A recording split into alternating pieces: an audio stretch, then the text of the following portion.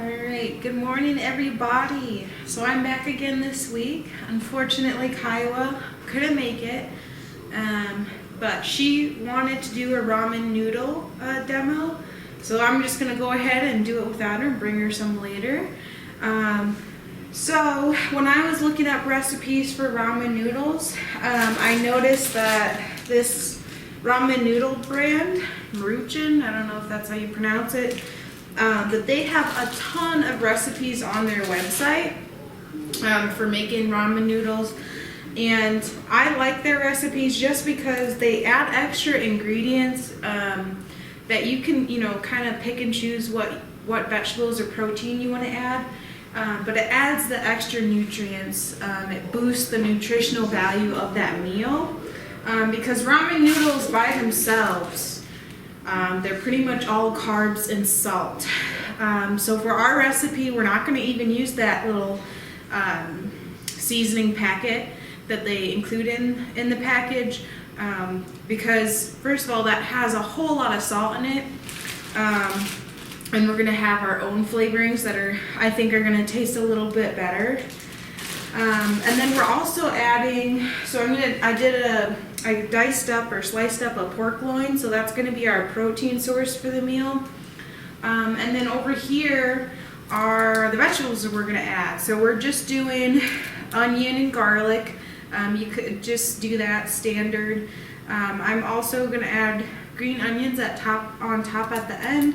I have a ginger here I'm going to show you how to break down. And then our main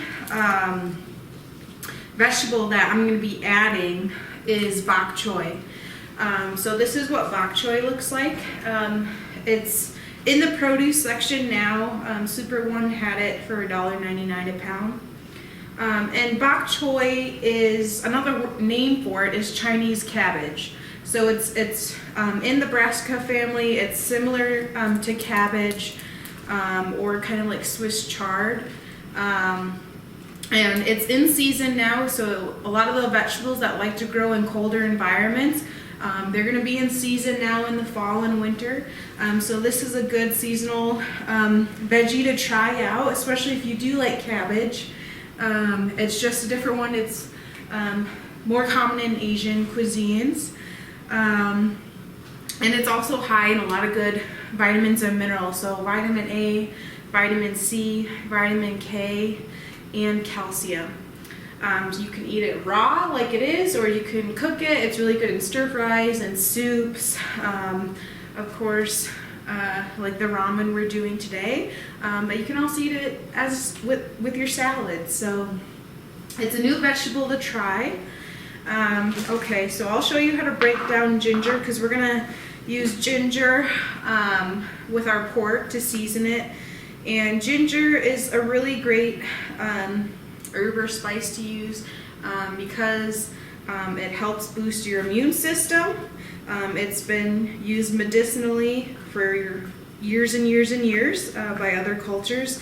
And it also has antioxidants, which are important for preventing cancer. So lots of fruits and vegetables and herbs and spices like ginger have antioxidants, and they help protect your organs from being damaged, and they help prevent you from getting cancer.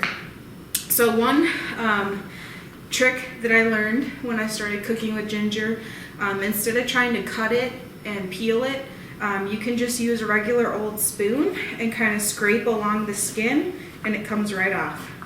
And that way you're not losing a bunch of flesh, the flesh of the ginger, by when you cut it. You're really only peeling off the skin, and it's pretty easy to do. Kids can do this part too if you're cooking with kids. And then we're just going to dice it up.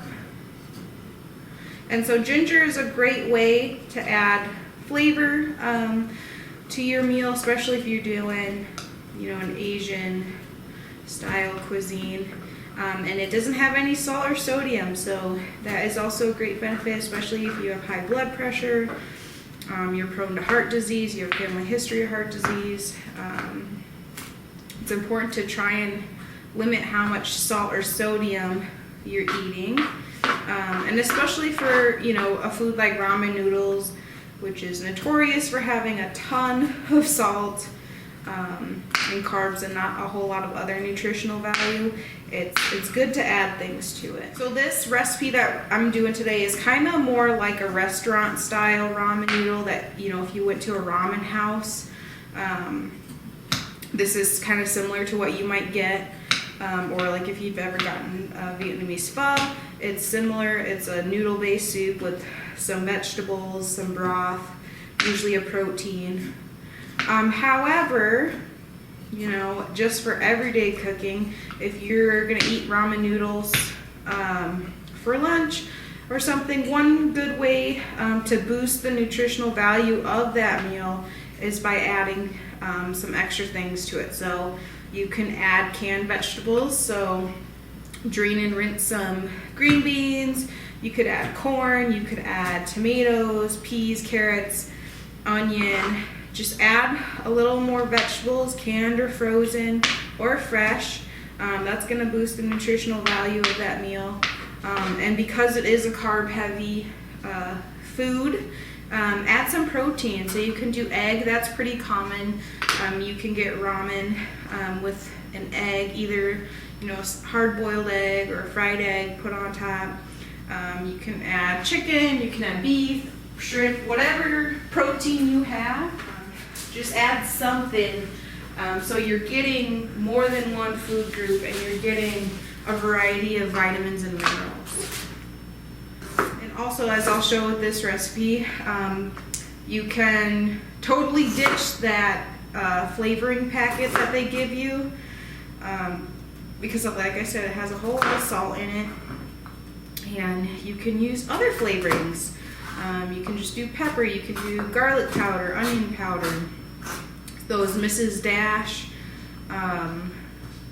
no salt seasonings.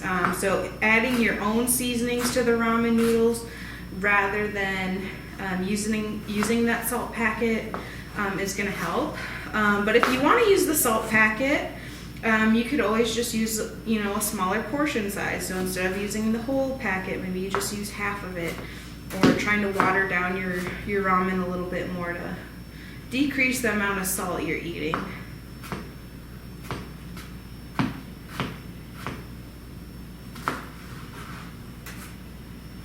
So I have some water in this big pot here. I'm just waiting for it to start boiling. I'll add the ramen noodles and the bok choy to that.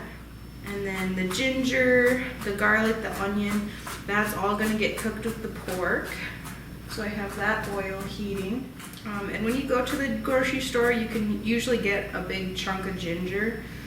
So you can cook with it. You can also put it in teas. So you make a cup of tea, put it in there, and you'll get the nutritional benefits of it. You can add it to smoothies. You can add it to desserts. So our oil is heating here, so I'm just going to add our pork. Let it cook for a little bit on each side. So again, I'm just using plain pork loin that I just sliced up. And the oil I put in here is canola oil with a little bit of sesame oil. If you don't have sesame oil, that's okay. So our water here is starting to boil. I'm going to go ahead and add our ramen. Just the noodles. So I'm doing 6. The recipe on the website just makes 2 servings, but I'm going to feed more people than that. So we're going to let these cook for about 5 minutes. In addition to the noodles, I'm going to go ahead and add the bok choy. So our cabbage, our Chinese cabbage, is also going to cook with the ramen noodles. And it's just going to get kind of wilted as the noodles get soft. And a cool thing about this recipe is we're going to use this broth from the ramen noodles and the bok choy as sort of like our soup base. And that's really great because the vitamins in the bok choy, so there's water soluble and fat soluble vitamins, and that just means water-soluble vitamins, they go where water is. So vitamin A, vitamin C in the bok choy, it's gonna leave that plant and it's gonna go in the water, this broth here. And so it's great that we're gonna drink the broth and eat it as part of our meal, because those vitamins that left the bok choy, we're still gonna get them because they'll be in the water. Typically, if you boil vegetables and then drain them off and don't use that water, you're losing a lot of those vitamins that are water soluble that go into the water. Fat soluble vitamins do the same thing, except they just go to fat versus water. Check on our pork here. Flip some of them. And I like to add canola oil too when I'm like pan frying something, rather than just using all sesame oil, just because sometimes I think sesame oil, like avocado oil, it burns off pretty quickly. So if you don't, replace it, it'll kind of taste gross and burnt, because you just can't cook at a super high temperature with it. So mixing the canola oil with the sesame oil kind of makes it a little bit easier to cook with, because canola oil you can cook at a higher temperature. So now that we got our pork cooking, I'm going to add our onions. So the yellow onion I just cut into pretty thick slices. Just going to break that apart as I put it on there. Our green onion we're just going to use to put on top. We're not really going to cook it. So add our onion here, as well as our garlic and ginger. We're going to cook that with our pork. And I did a little extra ginger than what the recipe calls for, but I really like the flavor of ginger. But like I said, it's up to you what flavorings or seasonings you like, what you want to add. So let our onions get soft and translucent, cook down here, and then we'll add some more seasonings to our pork. And so cooking the cabbage too, that bok choy with the ramen, is also going to help get that flavor into the ramen noodles as well. And you could do this with other greens too. You could do it just with regular cabbage, you could do it with spinach, you could do it with kale, Swiss chard, whatever greens you want to cook with. You could just boil it with your ramen noodles. Or like I said, just open a can of veggies, green beans, whatever, carrots, drain and rinse that veggie can, mix it in with your ramen noodle and cook it in the microwave, just like you would when you're trying to do it, the fast and easy way. But at least you're getting in a little more nutrients. Or just having, if you're going to do ramen noodles, have a salad on the side, have some carrot sticks on the side. That way, even if you're not eating it together, at least that meal you're getting some other vitamins and minerals, more than just what is in the ramen noodle packet. So if you look at the nutrition facts, if you ate, so there's 2 servings for this, so if you ate the whole thing, which most people do, the packet, the seasoning packet and everything, you're getting 1,440 milligrams of sodium. Most people are supposed to eat less than 2,000 a day, so that's only leaving you with about 500 milligrams of sodium to eat for the rest of the day. That's not a whole lot, so this is like 2/3 of your daily salt intake that you're supposed to be eating. It doesn't really have a whole lot of protein or fiber, but it's mostly carbohydrates. So if you ate this whole packet, it's 54 grams of carbs. And then really doesn't have a whole lot of other nutrients, a little bit of iron, but vitamin D, calcium, potassium, nothing.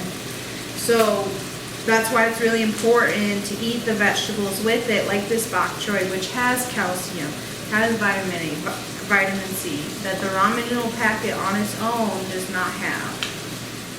Alright, so our onions are starting to get soft and translucent. I'm going to start adding our other ingredients.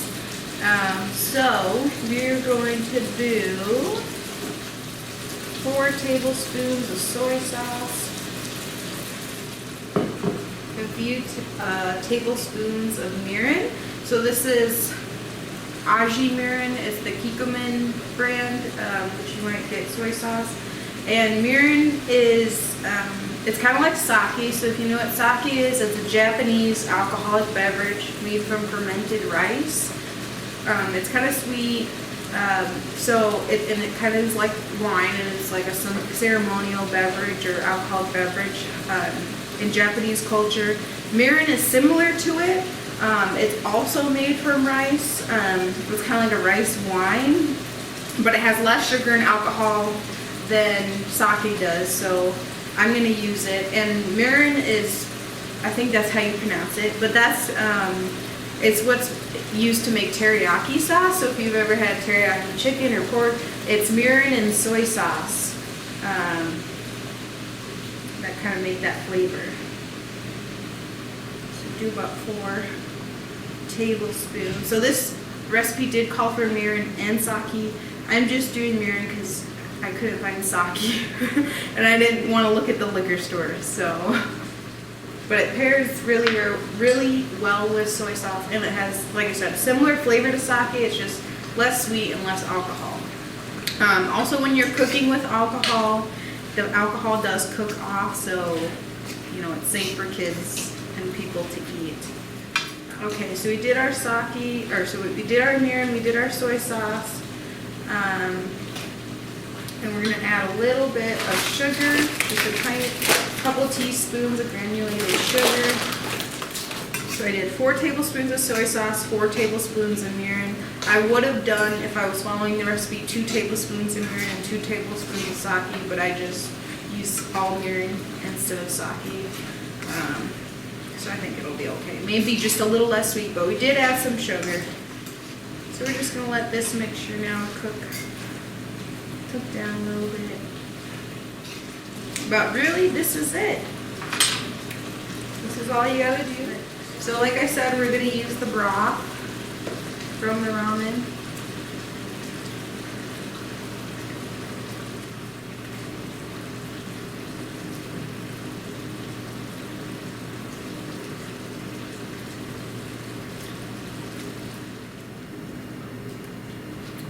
Put some pork on there.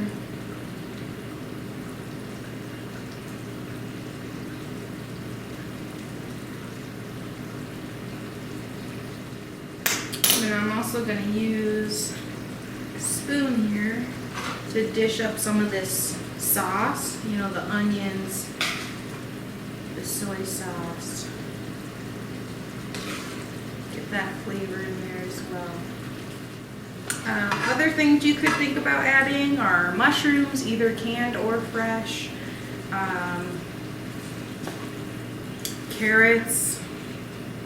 You could even do celery, you know, your typical veggies. Like I said, other greens, broccoli, cauliflower. Those are going to be in season now too. So yeah, just whatever you want, whatever veggies you like. Top it off with a little bit of green onion.